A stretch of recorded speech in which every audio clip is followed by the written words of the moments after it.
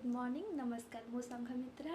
मोर ये second video रे आपन सहित शेयर करने को चाहूँगी एप्पल साइडर विनेगर बेनिफिट्स यह कौन अटे यार उपकारिता कौन रही आम बॉडी पर हेल्थ पाई यह किपर प्रस्तुत कराए।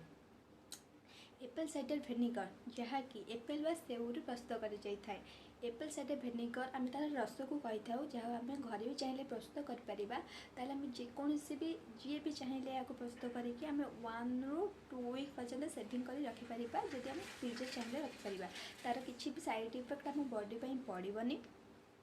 N vitamin B and vitamin C आम बॉडी पे केते उपकारिता आप जानते जहाँकि सेऊरे रही तो सेऊर रस जब आम सेवन करवा सबुदिन तो vitamin B and vitamin C आम बॉडी रे कंट्रोल